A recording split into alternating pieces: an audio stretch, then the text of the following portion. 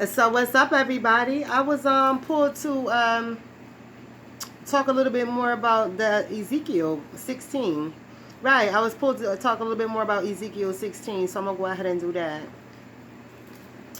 What I was pulled on to talk about was the fact that Sodom and Samaria, right, is looked at from the female perspective this time. Remember the last time it was looked at from the male perspective when Sodom and Gomorrah, right, they were males pressing to rape angels, right?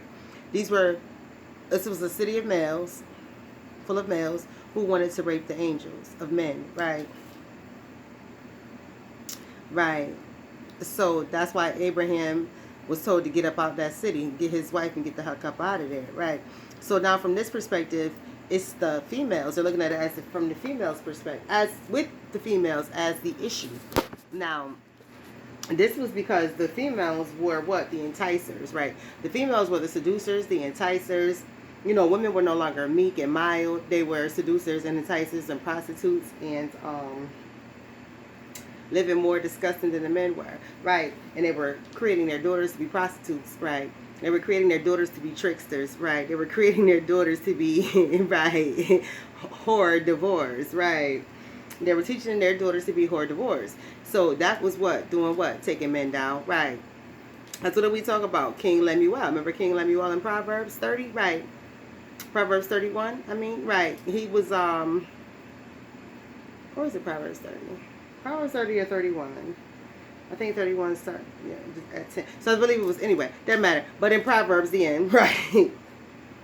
He, Lemuel was, enticed by women. So his mother was getting on him about messing with women. So what was it? The Sodomites, right. These were lascivious women. These were loose women. These were women who was enticing the men, trying to get their way with the men, taking down good men, breaking up happy homes and stuff like that. Bringing men to their deaths because, back then, what they do, they use women to what? The women were bandits as well. So they used women to rob, right, kill, steal, and destroy, right. They use women the same way the devil used people, right. So that's what women were running around doing, and women are doing that today, right. Women are scheming, streaming, dreaming, right, creaming, all of that, right. So that being stated, I just, it was interesting that they pointed it out that that's from a female perspective. The last time it was males, right? So,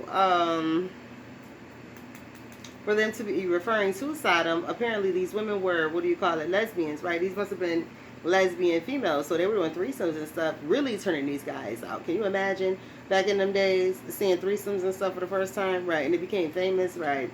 Right. So this is the type of women that they were dealing with, and God was telling Israel, excuse me. Now, I know doggone well they ain't having threesomes in the streets and stuff. No, I need y'all to go ahead. I know y'all have multiple wives, but y'all aren't having threesomes. So remove yourself from that before you start wanting to disrespect your wives with these threesomes. Because although you have two wives, are able to have two wives, you, absolutely not. God preferred you to have one after the population, but the custom still allows you to have more than one. I don't see where there was a change in that until the New Testament, right? There was no change in one man, one wife, I believe, until the New Testament. But always in the old, you could have two wives, right? You could have two. But most of them had one wife, right? So, he said, even though you have two wives, you will not be having your wives doing all that snake stuff. Absolutely not. So the best thing for y'all to do is to get your wives and get children from around this, because they do it in the streets. So they don't care about what their children see. They're teaching their children, they're teaching their children to do this, right? And there are families who, what? Train their daughters to be what? Sluts, right? World sluts, right? And that's what they were doing back during Ezekiel's time, right? That's why God had to have them spoken to, because they were doing those hors d'oeuvres, right? Being dine and dash chicks, right? These chicks were being treated like dine and dash, right? So these chicks were allowing themselves to be dine and dash, right? These chicks were bread to be dine and dash. And what did I say? Mothers, you will be, what did it say? Behold, everyone that uses proverbs shall use this proverb against thee, saying, as is the mother, so is her daughter. So if your mother is a whore, guess what? People are calling you as her daughter a whore, whether you are or not. See, you are guilty by association, because people say your mother raised you, your mother a whole whore, you got to be one too. Girl, bye. You just keeping yours undercover because you don't want nobody talking about you the way they talk about your mother. Right. But, that was very interesting, right? So that's what we were looking at. Like the daughters are now the havoc raisers. The mother, the women and daughters are the havoc raisers. The females are the bisexual and the homosexuals in this one, in this passage. So that's what he was saying. Yeah, you can have multiple wives, dear Israel, but your wives can't do that stuff that their wives are doing. That ain't even their wives. Your wives are not allowed to do what they see these chicks doing. Right? Look at how they're teaching their daughters how to act. These people ain't cool. They're teaching their children to do this. They're not teaching their children morals and values and the customs of that are correct. They're not even looking at us as examples and teaching their children the Israelite ways, the ways of Jerusalem. They're not teaching them the biblical ways. So these people aren't even living by the 10 Commandments. So with that being stated, because they're sleeping with other people than their husband, and these people aren't married, so they're fornicating, right? So, and they're committing adultery, right? So, and they're murdering, so, right? So he's like, and these are females, right? Generations of females, right? So he's like, you need to get from around these people, because your wives and your daughters will end up murdering you. They will end up cheating on you, committing adultery. They will end up sleeping with one another. Incest will occur, because that's also what was taking place, right? Incest was real big back in those days, and you know, those days. I just keep it like that. So with that being stated, that's why it was highly important. That's why Ezekiel went off on him. That's why God said right now, he said, and trust me, I'm still going to keep my covenant with you, but come from around that.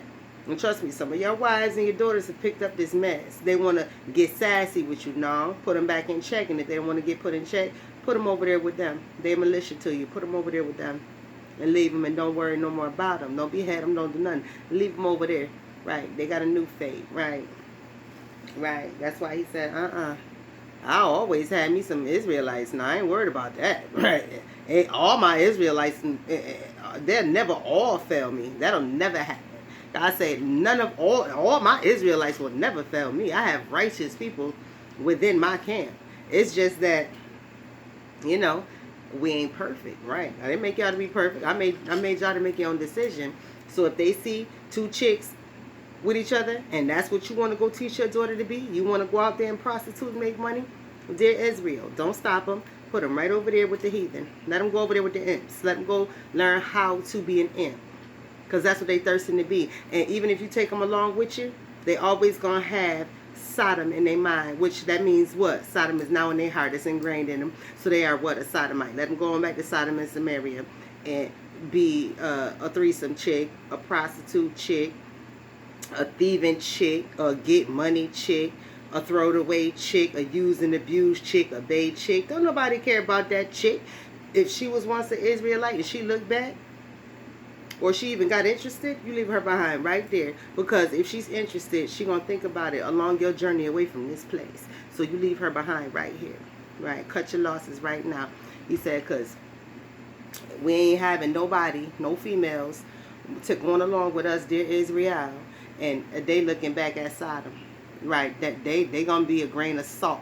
So the best thing to do is I will put you in charge of your own camp, your own people, your own daughters, and your own wives. And you chastise them. You leave them here. You cut them off. You remove your inheritance and your legacy from those women if they look over there at all. Because if you take them with you, they're going to be looking back. And they're going to get sassy. trashy, and all that. Bashy, right? Because what don't you do? Men don't hang around their wives all the time. So they could be up in there sleeping with each other and you wouldn't even know. Because you ain't there. You're off at war. You're off hunting. You're off taking care of man business. So if your wife looking over there and she look like she ain't turning away from watching them women with each other, them women prostituting, them women shaking ass, then guess what? You leave her right here because she interested, right? It done caught her eye. It done caught her attention. It's going to become a passion, and it's going to be ingrained in her. And like I said, you're going to have a problem.